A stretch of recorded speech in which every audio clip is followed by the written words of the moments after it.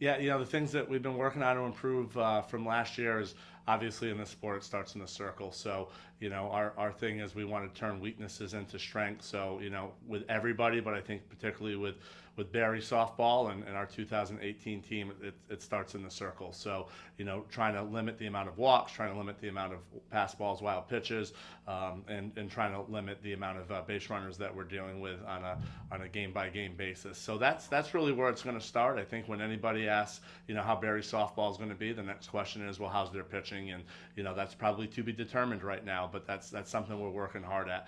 Obviously last year we did a good job offensively. We scored runs. Again, we want to take strengths and make them even better. So, if we feel like if we can maybe get up to that 4 or 5 runs a game, and then maybe limit, our opponents to 2.5 to 3 runs a game, and be in those 5-3 games, I think that's going to be a recipe for success for us. So, we've just been spending a lot of time with our team culture as well, and working hard with that, and learning to forgive ourselves, and moving on to the next pitch, and trying to win that pitch. So those are some of the things that we've been working hard with, and we're starting to show some gains as we're 3 weeks out from opening up our season. We're super excited about our 2018 schedule. We start right away in the Gulf Shores tournament, playing 2016 national champion North Alabama Huntsville, who's every year they're a measuring stick within our region. Auburn Montgomery coming in as a second year member of the Gulf South, and they're going to present matchup problems. So right then and there we're going to get a good indicator of where we are the very first weekend. And as we know, without a conference tournament, those regional games are really like conference games. So it's really being able to come out of the chute. And then we go second weekend at home. We bring in West Florida, who was in the national tournament last year representing our region. Coach has done a great job up there, and then Pittsburgh State, who is a power in the central region, coming in as well. So it starts fast and furious for us in regional play.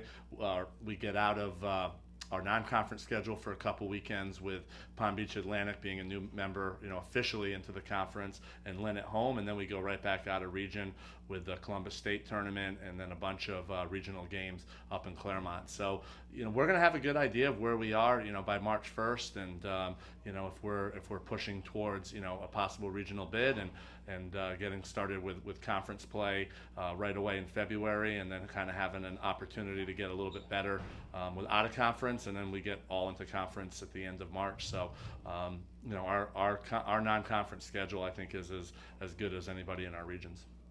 I think our conference a little bit, has been like the stock market the last couple of years, a little bit up and down. I think last year was a down year for our conference overall, obviously only getting one team into the NCAA tournament, but I think it's definitely on the upswing. When you look at, Palm Beach Atlantic, who I think if they were an official member last year would have tied for first place in our conference, and Embry-Riddle coming in as well with one of the best pitchers in the conference. And, we've got some outstanding coaches in our conference, at the top with Leslie at Tampa, and Michelle at Rollins, and Chris at Southern Florida Southern, and they really set the standard for our conference. And then you've got the veteran coaches and Val at Florida Tech, and Amy at Lynn, and they're doing a great job with their programs. And then you have a lot of newer coaches that have been in the conference for less than 4 years, including myself here at Barry, and they're turning their programs around. But obviously right now the gold standard is St. Leo, and Erin and her staff have just done a tremendous job over the last 3 seasons, and they're tough to beat, and they present a lot of matchup challenges. And I think that's the really cool part about our conference is there's a lot of unique and individual styles of play that you have to prepare for on a week in, week out basis. And